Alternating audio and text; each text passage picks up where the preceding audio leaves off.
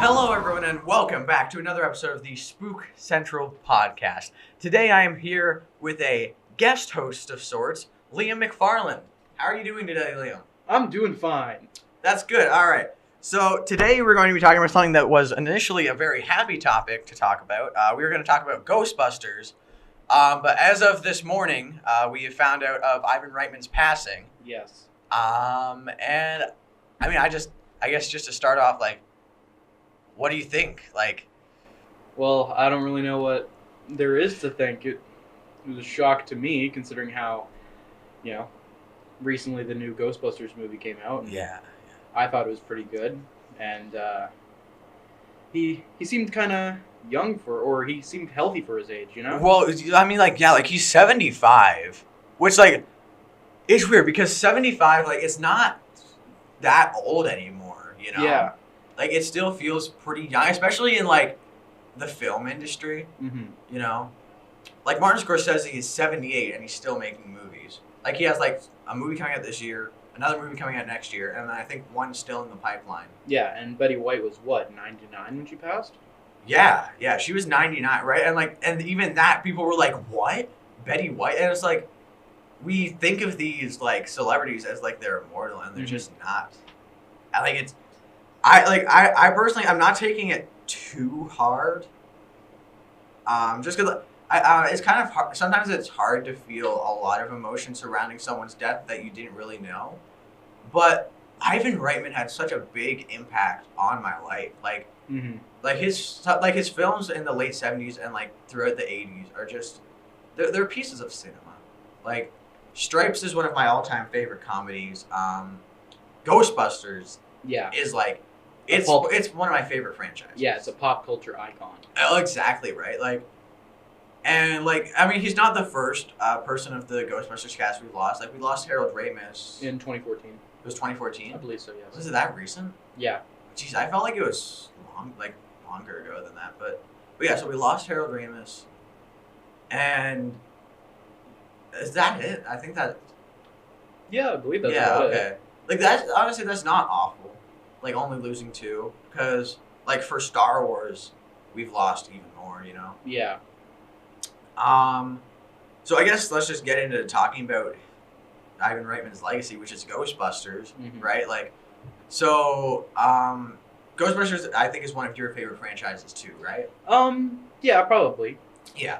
So, hold on, have you seen the Ghostbusters TV show as well, the animated one from the 80s? Yes, I did used to watch that as a kid. Okay, that show is freaking... I don't know why, I really like that show. I don't know why, but it at some point it seemed creepier than the actual movies, because I loved the soundtrack to that show. Oh, yeah, the music in it is especially... I mean, the music in all of the Ghostbusters... Oh, I'm just going to preface this right now. We're not talking about the 2016 Ghostbusters. Yeah. That movie doesn't exist in my mind. We're not talking about the Antichrist. Yeah. So don't mention it in the comments. Like, we're not... This is the last I will mention it in this episode. When I say the Ghostbusters franchise, I mean Ghostbusters 1, Ghostbusters 2, Ghostbusters Afterlife, and the 2 animated TV shows. Okay. But yeah, okay, so, I mean, the original Ghostbusters had some amazing, like, scoring happening. Oh, yeah. Like, the music was just great. And even, like, continuing in the second, and, like, now with Afterlife, it's really great music. But the show, I think a lot of the creepiness from it came from the fact that it was an animated kids show on, like, daytime television. And it felt like it wasn't supposed to be as creepy as it was sometimes. And also the animation style was very artistic. Obviously, it looks a lot different from the movies. Yeah. Like Egon's blonde. Yeah, Egon's like blonde now. Big curl in his hair. And, like, even aside from that, like, the animation style is pretty different from any other show you would have seen in the 80s. Like, you're looking at, like, He-Man and Transformers and stuff, and it doesn't look like Ghostbusters, the real Ghostbusters, with Slimer. Yeah. They added Slimer in there eventually.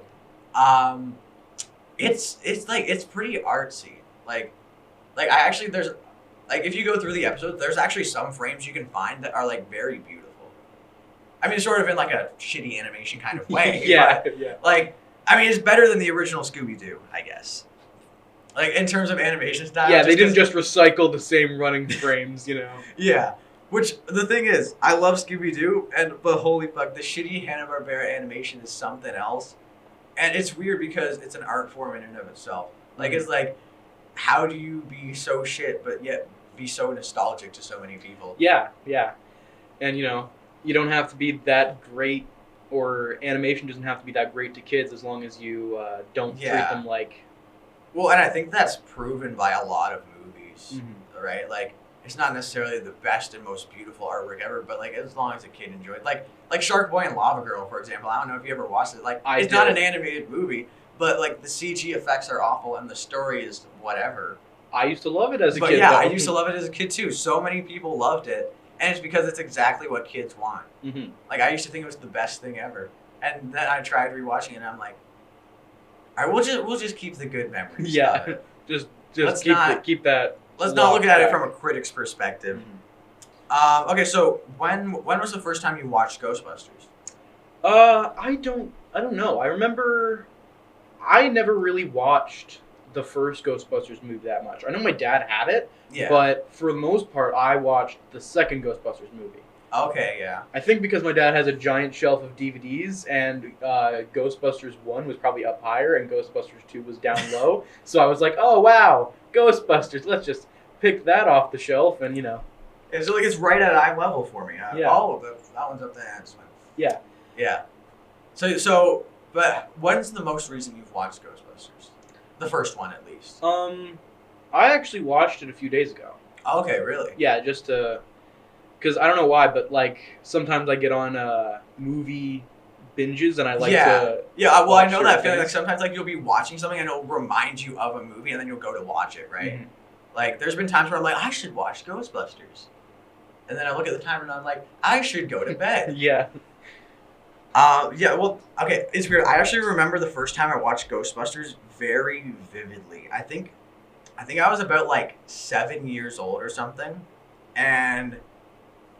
Yeah, I think it was around there. I was pretty young, especially even for Ghostbusters, even though it's PG. And it's fun watching it that young, because going back to watch it, I saw a lot of things that I didn't pick up on as a kid. Yeah. Like, so I watched it when I was 7, and I remember it so vividly because I went with my parents to, like, I guess like a party type of thing. Like, it wasn't like a party, but, you know, like the adults were upstairs and the kids were downstairs. I remember I had a juice box. This is the best juice box of my life. And then, so we went home, I think around 7 or something like that. Like around 7:30 probably. I'm just imagining that because, like, I can't imagine having them sitting me down to watch a movie much later than that, like, as a kid. But I think it was during the Christmas holidays. And so originally they were like, yeah, we're going to watch the first and the second Ghostbusters. And I'm like, yeah. I'm not entirely sure what that is, but yeah.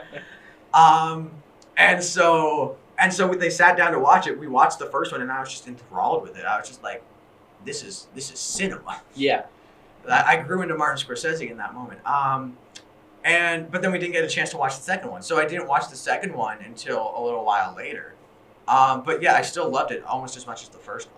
Yeah, I don't get why Ghostbusters 2 there's so much hate. Yeah, honestly, I think it's still a very good movie. Like, yeah, sure, it does have a lot of resemblance to the first one, but, you know, people still like Star Wars, right? So... It's like poetry, it rhymes. Yeah. Well, because I think the one thing is the cast and crew hated Ghostbusters too. Like, Bill Murray, notoriously, and a lot of the other cast members as well, they, like, even Ivan Reitman, they didn't like the finished product of Ghostbusters 2. Like, they admitted that it was good work, but they didn't like it. Like, to this day, Bill Murray still strikes it down as one of his worst movies. Other than Garfield? Yeah, I think Garfield's at the top of Bill Murray's list. I think he looks at Garfield and he's just like,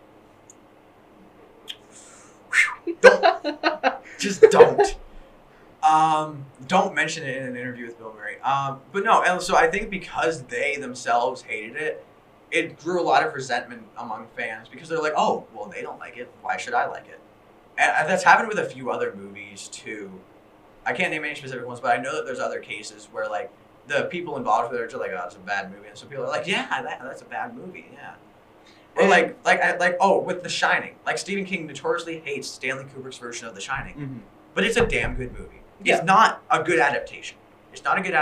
Yeah. But it's still a good movie in its own right. But a lot of people outright hate The Shining because Stephen King's like, I don't like it. Which I agree with him. It's not a good adaptation of his story. Stanley Kubrick changed the story a lot.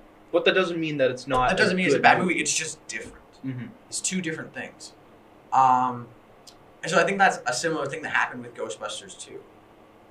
Where like just someone famous said they didn't like it, and so people are like, yeah, I don't like that either.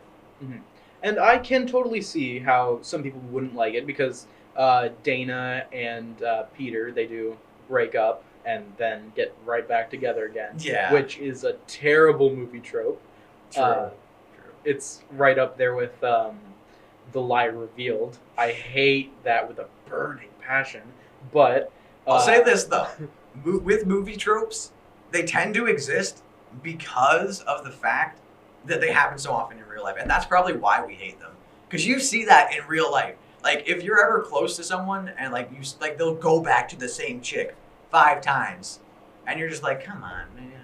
But when they do it in a movie, we get angry at them. Yeah. It's like, come on, don't do that. It's like, well, you do that as well, so. Yeah. Although, I'll admit it was weird. I think they should have just been together. Because they broke up off screen, and there's this entire relationship that we didn't see happen.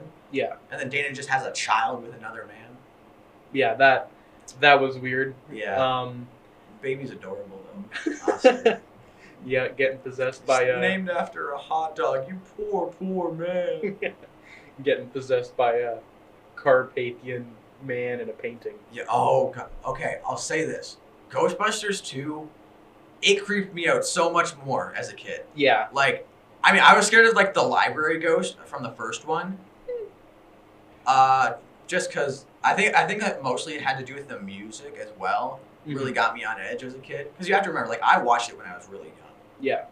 And I was also a kid who watched E.T. and was terrified of E.T. Yeah, I was terrified of E.T. too. Yeah. I haven't even watched the actual full movie because... No, I watched the full movie when I was a kid, and I haven't watched it since because until I was 10, I was just like, it's not it, Chief. And now I want to watch it, and I just can't find the time. Which is funny because E.T.'s supposed to be adorable. Yeah. All right.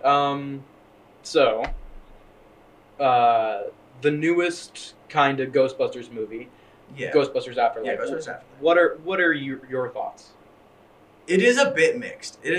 I'll say that. I really enjoyed it, a lot more than other movies that existed about 5 years prior to it. Yeah. That we are not going to name. We're not naming it. I said that, and I definitely enjoyed it, but there's issues with it. Yeah. There's issues with it, but I think there are issues that can be solved with future movies. Because I think the hard thing about rebooting a franchise in the way that is commonplace nowadays is you're in this weird place where you need to introduce it to new fans while also respecting the old fans. So you have to have enough exposition so that people who have never seen a Ghostbusters movie before and are watching Ghostbusters Afterlife just straight up in the theater understand that. But not too much exposition so that those lifelong fans are like, oh, I already know all this. I already know who Peter Venkman is. Yeah, shut up. And also coming off the coattails of that movie from 5 years ago, it's a lot to, fix. People, I know when it was first announced that Ghostbusters Afterlife was happening, people were like, oh, we don't need another Ghostbusters movie. Just leave it with the first ones. You saw what happened last time. And no one was really excited. Even once the trailers came out, people were like, it doesn't look that good. It doesn't look that good. Visually, the movie is amazing. Yeah. The visual effects are good. And I think the main reason why is because it uses a lot of practical. Yeah, it does. I heard a story that, what's that name? Or what's that kid's name? Finn Wolfhard? Oh, yeah, Finn Wolfhard. Yeah, he actually drove in the Ecto-1. Yeah. And in an actual, wheat field. And then after they parked the car, all they could smell was toast because the barley. They burned the barley. Yeah. Okay. I think I remember hearing about that. Yeah, and it's if it's practical effects, it looks good. Well, exactly, right? And, like, that's the reason why the Ghostbusters movies hold up today, and even other, like, horror adjacent, because Ghostbusters is horror adjacent. It's not horror explicitly. Even any movie with good special effects holds up today because the art of practical effects is consistent. Like, they reached a certain point in the 80s and even in the late 70s to some extent where practical looked real. Mm-hmm. Or at least movie real. Yeah, like Jurassic Park, that T-Rex looks extremely real, and you're like, oh, is that CG or is that... Like, in some shots it is CG. Yeah. But the CG is only that good because they had the physical model first, right? And so they're able to, like, scan it in and render it and stuff. Mm-hmm. But, like, I think that's why Ghostbusters Afterlife looks so good, is because it knows how to blend CGI and practical. Because nowadays movie studios will want you to use CGI because it tends to be cheaper. Yeah. It's a cheaper alternative. But I'm an advocate for practical effects. I love good practical effects. Yeah. And Ghostbusters Afterlife has that. Like, I know that, the giant part at the end where, like, it's all the big ghost traps stuck in the ground? Yeah. Yeah, they did that practically. All those ghost traps were real. Like, I think it's practical? Like 200 ghost traps set in the ground, and they're freaking real. They're nice. Like, I'm pretty sure they're just, like, 3D. Like, they're not, like, all, like, a good metal hero prop. Mm-hmm. But they're all, like, they're all, like, 3D printed type of stuff. And they're all hooked up to a switchboard that they could turn on. And I forget how long it was that they said they spent figuring it out. But, like, they spent a lot of time to figure out the sequencing of how the traps would open so that they got the timing to exactly what looked good. Also, I think we should address, what did you think of how they represented Harold Ramis as Egon? Yeah, so... Like the whole movie, I'm a bit mixed on it, but I think, generally speaking, they did a pretty good job at addressing it. Yeah. They didn't have him speak, which I think is good. I think if they had him speak, it would have sounded, too much like Grand Moff Tarkin, Rogue One and stuff, and, like, it would have been weird. Yeah. Well, because, like, even, like, we see now, with all these, like, actors that they've either, like, brought back to life or, like, just de-aged to their younger selves, when they're speaking, it only really works if it's still the original person, speaking for them. Yeah. Because, like, in the Book of Boba Fett, which, I guess, spoilers, not everyone's probably seen it at this point, but, I mean, it's hard to say. I don't know. A lot of people have watched it, but, I mean, it's not really a spoiler. Luke shows back up. Yeah. And he's as his young self, which, by the way, the CG on that looks amazing. It does. Like, I think they used more deepfake technology this time around to make it look good. But the voice, when I was hearing the voice speak, I was like, that sounds so good. That sounds like Mark Hamill. But it sounds like young Mark Hamill, not Mark Hamill now. And I'm like, who did they get to do that? And then I find out they got freaking Mark Hamill to do an impression of his younger self. And I'm like, that makes sense. Who's better to do Mark Hamill than Mark Hamill? Mm-hmm. But obviously they couldn't do that. And so I think it would have sounded weird. Although that being said, they have done good things like that before where, like, people will do voiceovers for people who have since passed. Like, have you seen Halloween Kills? Yes. So whenever Loomis talks in that, obviously that's not Donald Pleasance, but I do think they resampled a little bit of audio and then mixed it with, like, a voice actor or something like that. Yeah, technology is crazy now. Yeah, well, exactly, right? Like, I think they modulated a little bit, but I think the main thing with that is Donald Pleasance in Halloween has a very specific tone of voice, Like, it's not like you're just speaking, Whereas Harold Ramis's voice is his voice. Like, I don't think anyone can really do a good impression of that. Yeah. Like, they can do a caricature maybe, but that's about it. Yeah, but he has a very distinct voice. It's kind of, like, low, but not... I don't know really how to describe. Like, it's hard. That's the thing. Like, as soon as a voice becomes hard to describe, it's hard to replicate accurately, Like, I would say Bill Murray's voice, you can probably find some people who can do pretty good impressions of it, but that's because of how his vocal, like, he structures his voice. Mm-hmm. Like, he structures it to be a bit different. So, no, I think it's a good thing that they didn't speak. It's just, I think it was just a little bit awkward at the end when they show his ghost form, and everyone's like, holy shit, Egon. And Egon's just like... Yeah, he's just nodding. But Like, yeah, it's me. Yeah. Well, I don't know. Have we heard a ghost really talk in that universe? I mean, Gozer. Yeah. But Gozer's not a ghost. I don't know. It's like Gozer is literally a god. Ungendered neutrality. Basically a god. It can be whatever it wants to be, you know? Yeah.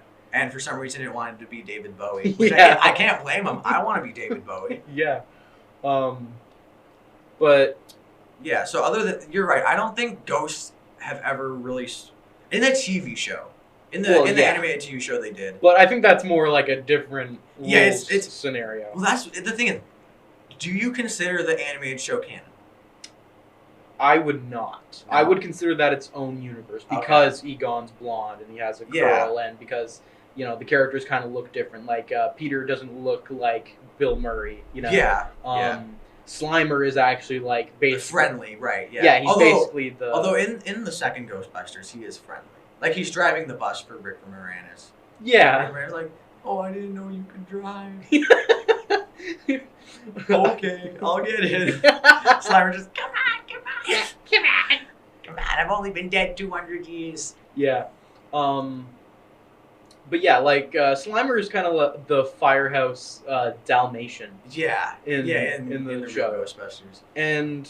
Well, actually, the movies aren't canon because I forget what episode of Ghostbusters, the real Ghostbusters it is, but there's an episode where the real Ghostbusters go watch the movie The Ghostbusters in theater.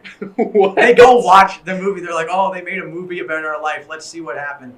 It's nothing like us. Yeah, wow. Okay. Wow. And like that's kind of how they dealt with that weird thing. And so no, I guess it's not canon.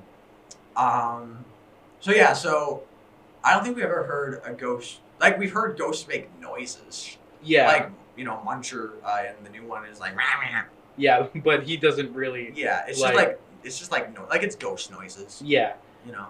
I guess because they're vocal cords.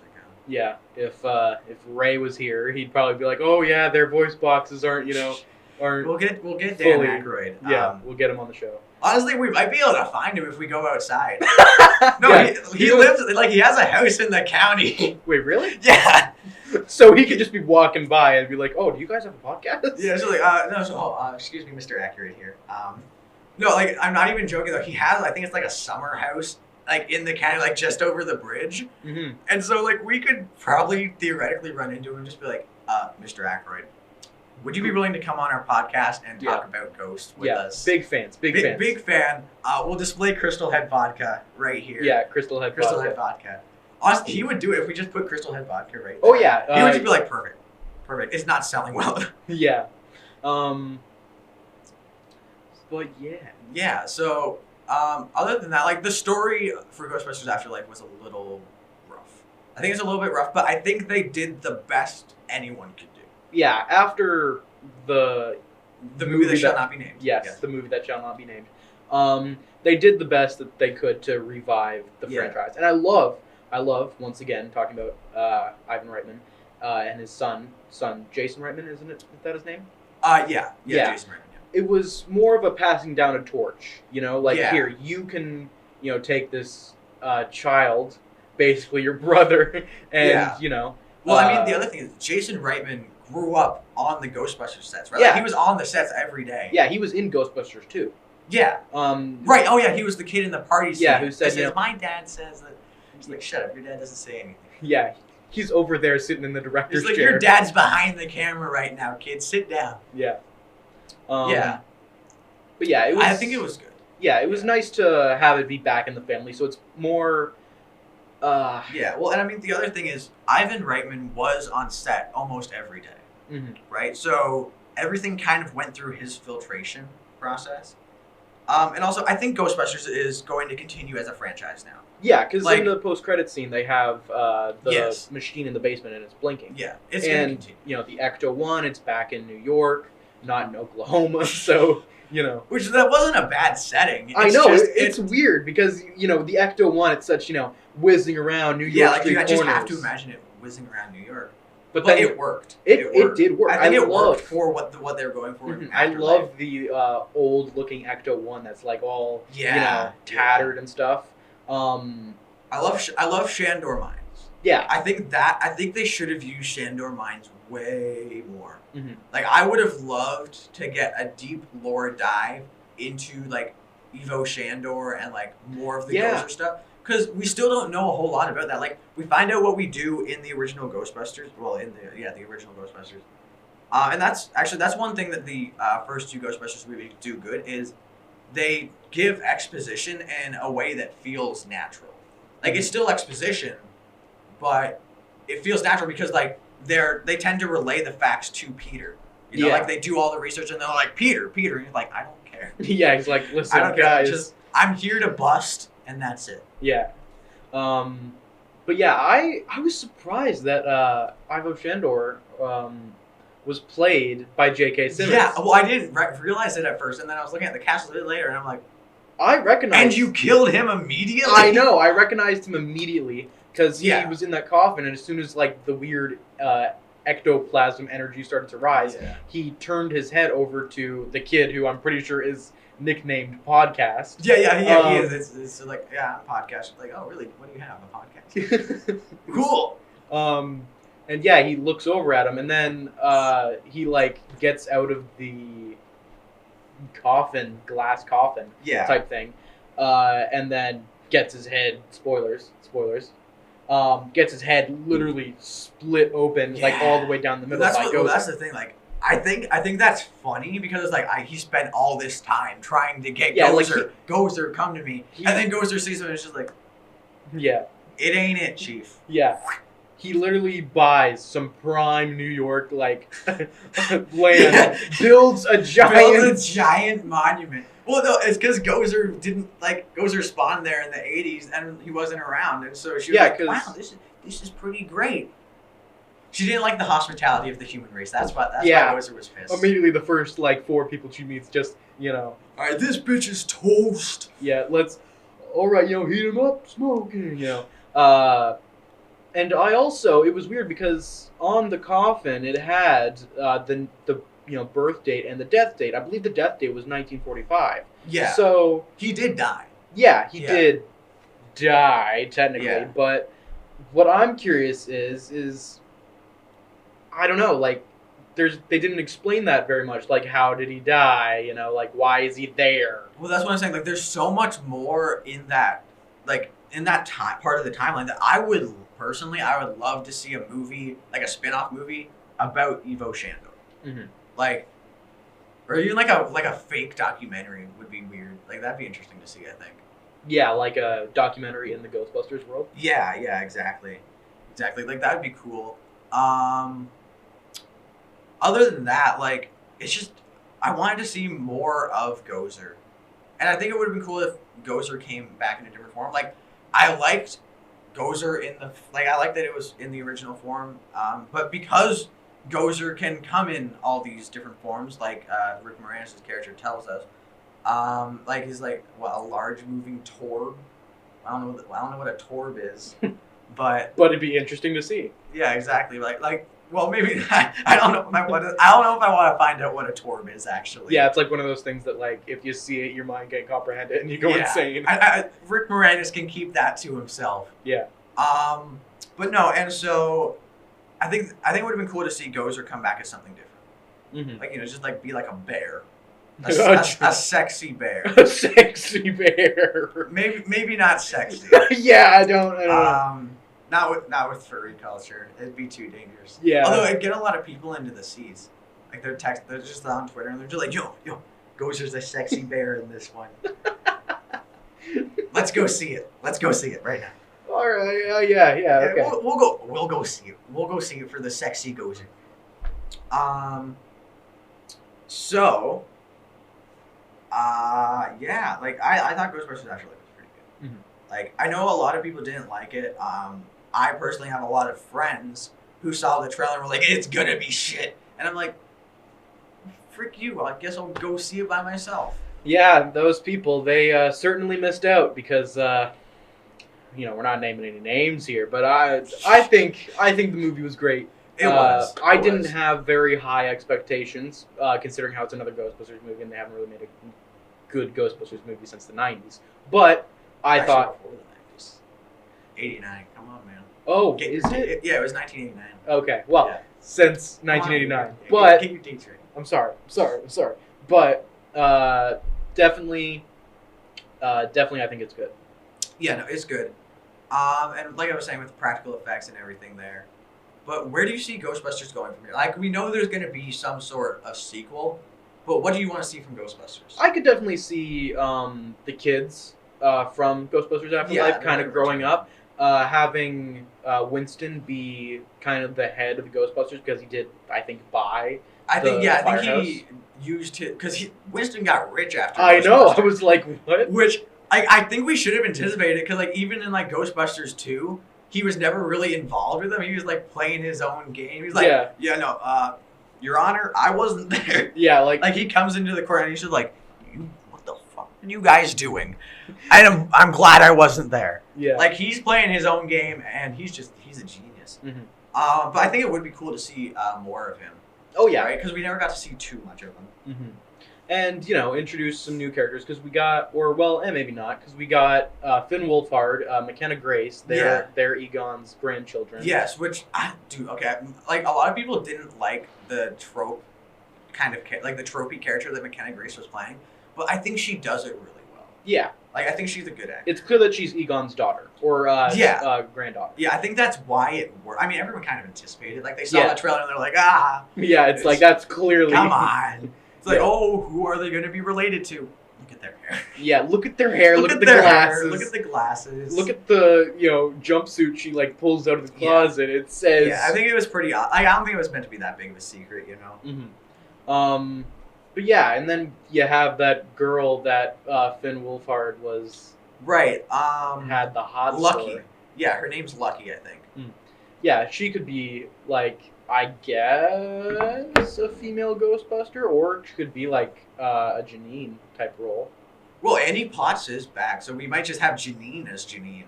That would be cool, but like just like a bunch of young teenagers, and then it's just Janine, just Ghostbusters. What do you want? Yeah. No, I think seeing them go to New York maybe. Yeah. Maybe because the farmhouse kind of... the farmhouse isn't... they're not going to get much business there. Yeah, the dirt... Yeah, like, where... The dirt farmer. Yeah, what ghost business are they really going to get in rural exactly. Oklahoma? Right. Well, now that Gozer's gone, there shouldn't be any ghosts. Yeah. And maybe because, the machine was blinking, maybe there's a new threat that, pops out in New York. True. And it's like, oh, well, we got to go up to New York. What would be funny is if they brought back Vigo the Carpathian. Oh, my God. I think that would be cool. And it's like they do it like Palpatine somehow. Vigo returned. That'd be amazing. No, it's like he was drawn, quartered, hung, stabbed. I forget what the other ones were, and then he's like defeated by Ghostbusters, and somehow he returned. Yeah.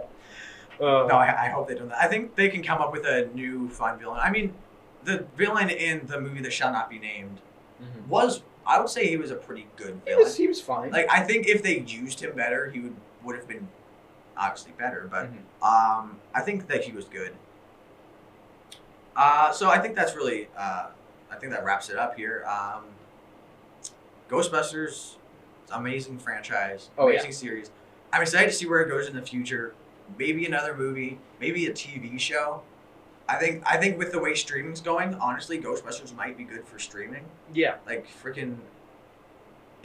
What company is it owned by? Warner Brothers? I think so, or like Paramount or something. Oh, it is Paramount. It is. Oh, so that means it'd be okay. Maybe not, because I don't have Paramount Plus. Oh, so then they just can't do it because they can't do it because I don't have Paramount Plus. Okay. But no, because it seems like an HBO type show. Yeah, but anyways, yeah. Like the legacy, I think it's gonna last for a longer. Ivan Reitman, great guy. I can't. Rest in peace. Rest in peace, Ivan Reitman. But with that, that's all the time we have for today. If you haven't seen the new Ghostbusters, it's out on like Blu-ray, 4K, whatever DVD right now. Not sponsored, just like the movie. If you're a fan of Ghostbusters, go watch it, or rent it. You don't have to give all that money. You don't have to spend $30. on it is 4K copy. It is a hefty penny. It is a hefty penny. Anyway, that's all we have today. Is there anything else you'd like to say, then? I don't know. Rest in peace, Ivan Reitman. You were truly a maker of childhoods. Truly made my childhood. And it's been great to come on the show. Yeah, we'll big probably fan. Have you back, so big fan. Yeah, we'll probably have you back at some point. And until then, see you guys on the spooky side.